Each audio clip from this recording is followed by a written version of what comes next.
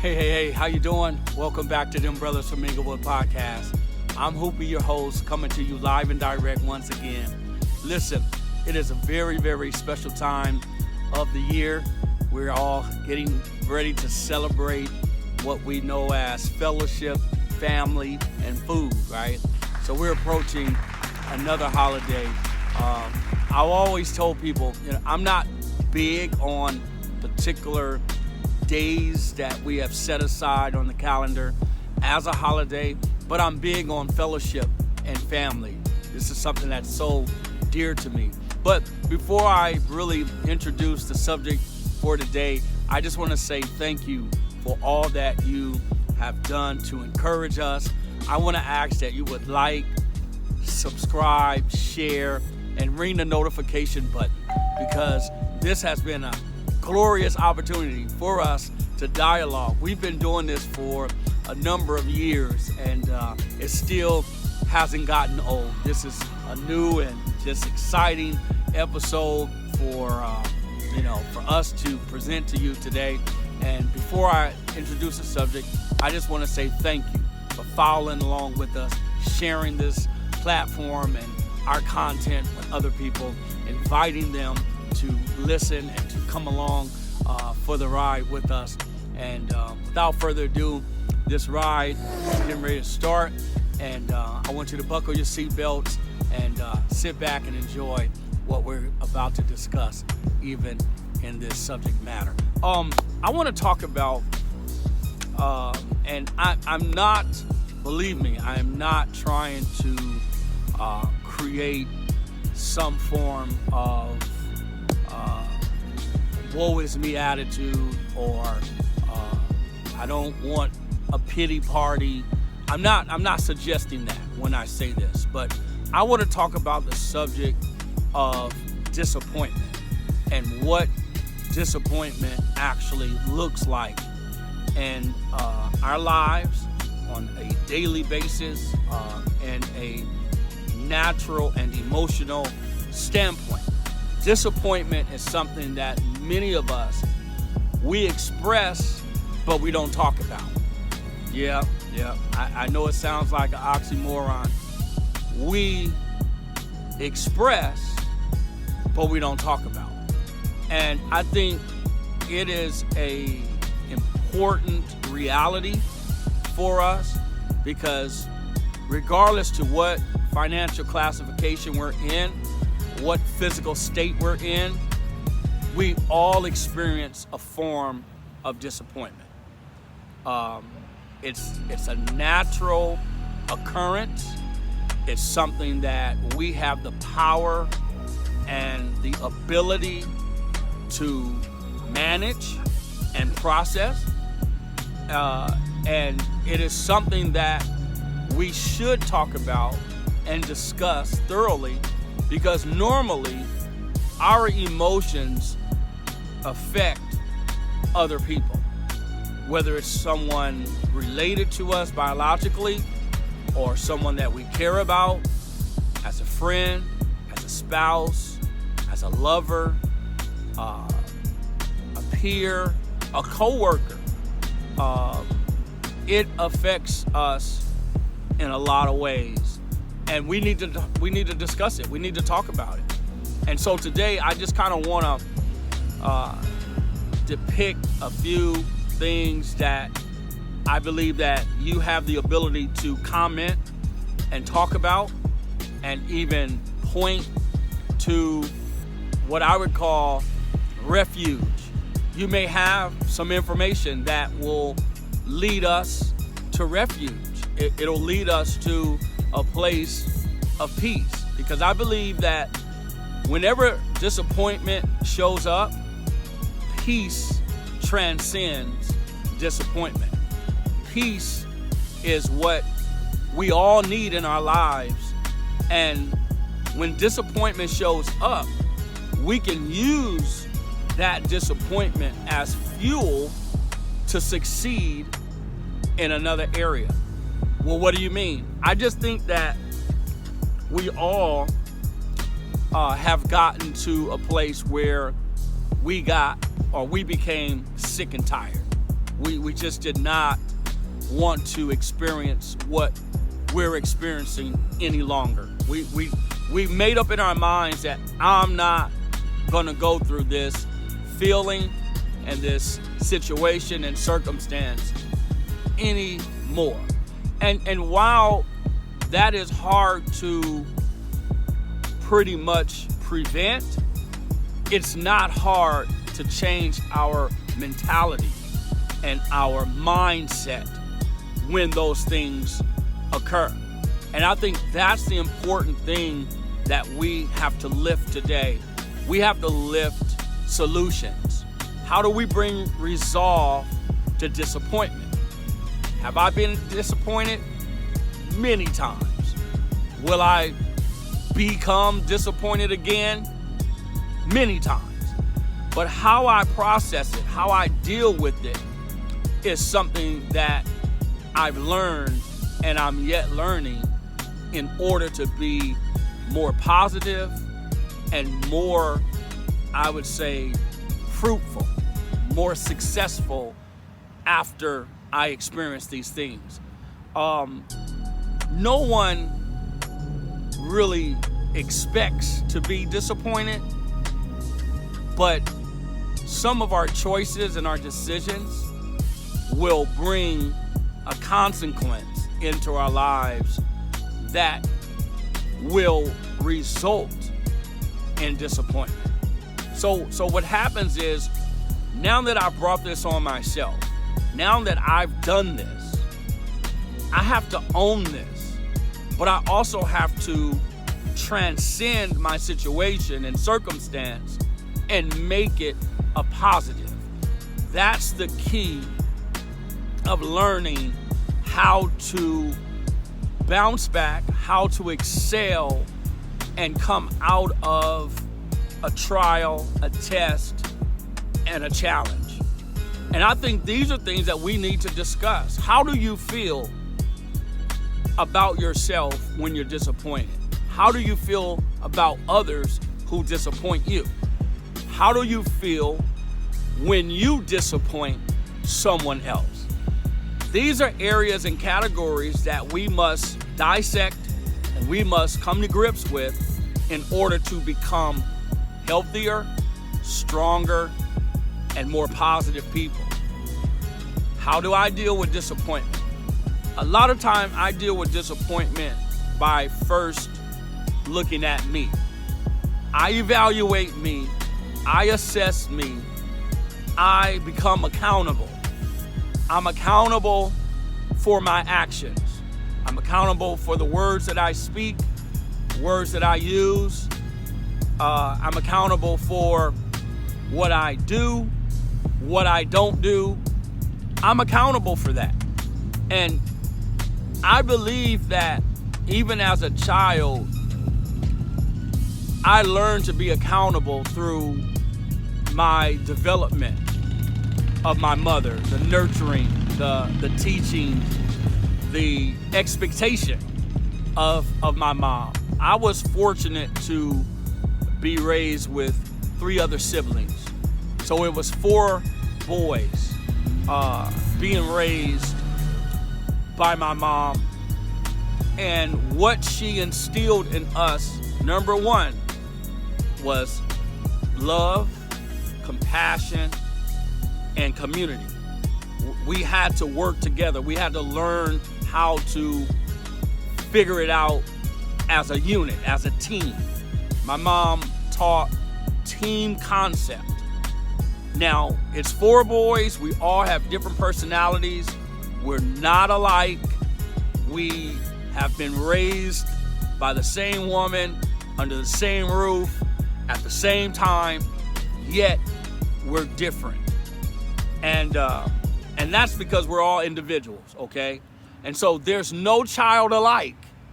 No matter how much they favor each other physically, they're not alike. So I learned how to deal with my circumstances through the doctrinal exposure of my mom.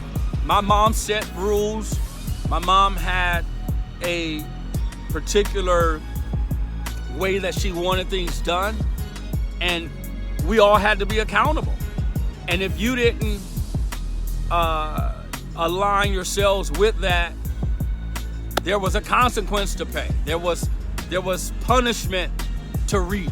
Okay. I think what helped prepare me later in life was you be honest, you admit, you own your wrong, your infraction, falling short, however you want to look at it.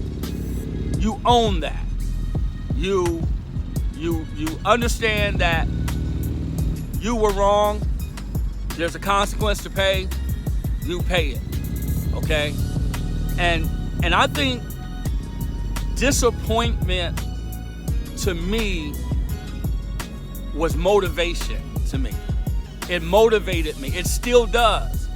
When I fall short, when I don't meet the standard, yeah, I'm disappointed, but I'm also motivated. I'm encouraged. Why? Because I want to get it right. I want to do something fulfilling. I want to do something that causes me success. I want to win, right? I'm competitive that way. I'm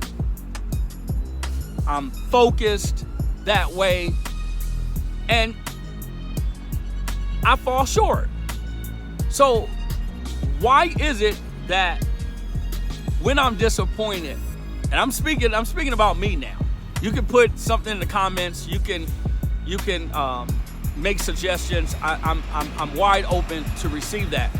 But when I'm disappointed, I evaluate what has happened, how it happened, when it happened, where it happened, why it happened,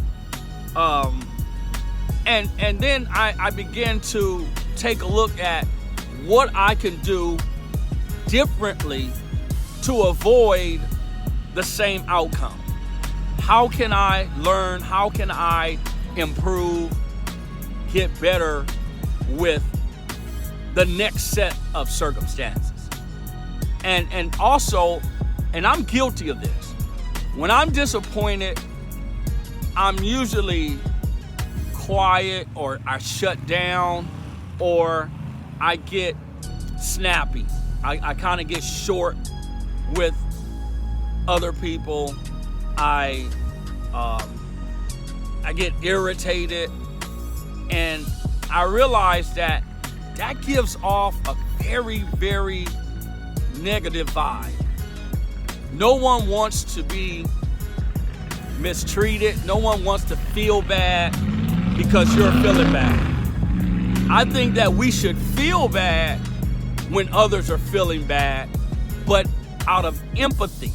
We should have empathy for one another. We shouldn't inflict pain and suffering on someone else because we're not having what we consider the right moment. And I'm learning that even now. I'm learning how to harness my feelings, my emotions, manage them, and put them aside to see the need and the comfort of others.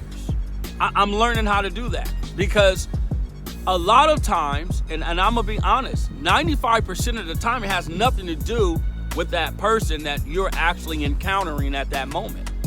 Your disappointment is your disappointment, has very little to do with the other person. And I think those who have disappointed us or made us feel a certain way, we're still not handling them correctly. I'm guilty of it. I know I have not managed someone else's feelings and emotions properly because of the way I was feeling. I actually, when you look at it, you actually, and I have actually put my feelings above theirs because of what I'm going through and how I'm dealing with it. I deem that more important and more serious than the other person's feelings, their emotions, their space. So what I've done was I've basically disrespected them. I forced them into a space that they didn't deserve to be in. I was rude. I lacked a response or proper response, and it caused the other person to feel inadequate, hurt their feelings, made them feel a certain way, made them feel, like, wow, this person doesn't care.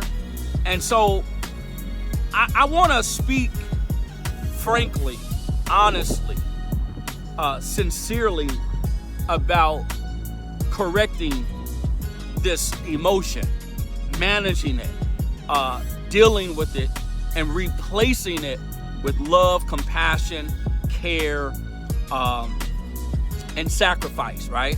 I want to take the spirit of disappointment or the emotion of disappointment and replace it with peace. See, if I'm at peace with myself, then I can allow peace to exude from my life, from my heart, from my attitude, from my presentation, okay? And so when we're not discussing disappointment, we're not really being honest with ourselves about our behavior towards someone else. You got to see it like that, because whatever it is you're going through, it's valid. It might be a legitimate situation that you're going through, but that doesn't give you jurisprudence or jurisdiction over someone else and their emotional state. We don't dump on each other. We don't push other people away based on our feelings. And this is something that I'm learning how to be better at, because I think it's a serious characteristic of discipline. Discipline will allow us to align ourselves properly with our circumstance and whatever it is we're going through. Discipline will cause us to realize and to acknowledge that other people are just as important as you are, and learning how to put them first. Other people's feelings, other people's emotions. We're learning how to put that first. And so I want to just say that disappointment has other components, attachments, right? Because what's tied to disappointment is usually frustration, anxiety, irritableness, poor attitude, lack of understanding, lack of knowledge, lack of information. It just steamrolls into a lot of negative themes. And if we are understanding of what might be our issue, we can better serve someone else. And so disappointment is a big factor of our practical ways, things that we are learning how to process so that others will feel comfortable being around us, talking to us, have confidence to come to us and talk. I've been told down through the years, and it didn't make me feel good, but it made me look at me when they would say, well, you're hard to talk to. I don't feel comfortable expressing some important things to you that I might be feeling.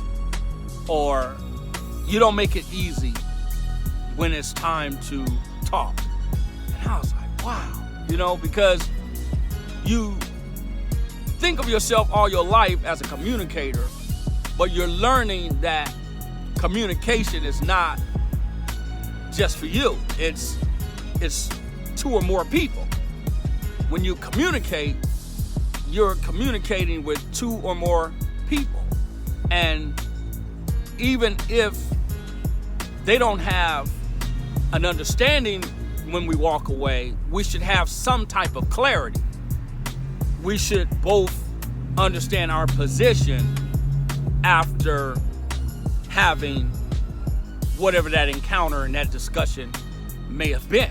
And so I've learned that a lot of these emotions that are happening in me and these emotions that are taking place in my life can exude and be presented or transferred to other people. And if I'm going to be better, if I'm going to be successful at processing my disappointment, I have to first look at me. And so many of you that are out there are like me. You're learning how to deal with your disappointment. You're learning how to overcome it. You're learning how to, I would say, put limits to it and deal with it in segments and move on. I'm not saying, don't resolve it. I'm just saying that some things that we experience that's disappointing, it's nothing we can do. So are we gonna drink ourselves into a stupor? Are we gonna go and pop pills, use drugs, smoke marijuana, or are we gonna go and get some artificial vices and destroy ourselves? Are we gonna go into depression? Are we gonna go into a state of rage and anger? Are we gonna make more poor decisions? Or are we gonna deal with ourselves and deal with the circumstance at hand and process it and move forward? I believe that many of us need to sit down and have conversations. We need to talk about it. And if you don't want to talk to a certain individual, go and talk to someone. I like to talk to people that, number one, are willing to listen. And then number two, I like to talk to strangers. And that might sound kind of spooky and weird, but I say that because normally a person that doesn't really know you are not going to judge you. They're going to give you an honest opinion because they don't have to worry about any backlash. You may not even see that person ever again. But I find that more strangers are more than likely to tell me the truth. Oh, bro, you was probably wrong on that, or you took that the wrong way, or you did the wrong thing, you made the wrong choice. I think a real friend will tell you the truth too. And if you have a real friend or more than one real friend, you should open up and talk more to them because they can be trusted and they're going to be honest with you and open. And that's going to help you in the long run. So how do we process disappointment? How do we deal with it? Has a lot to do with us. I wanted to share this concept, but also raise this subject so we can have dialogue. And I like to do it again. I like to talk to some more people, bring them into the studio and talk about this agent called disappointment, or this agent of disappointment. I want to talk about it. Not that I'm glorifying negativity. I'm not saying that. I'm not saying disappointment is a positive thing to just walk in. I'm saying that disappointment can also be a motivation and encouraging factor if we own who we are, where we are in that process. So thanks again for tuning in and listening to us. I'm going to ask that you would like, subscribe, share, and ring the notification button so that you'll be abreast when a new episode is airing. Thank you so much. We'll talk to you again. This car is coming to a stop, and we'll be back to share once again. Take care. Peace.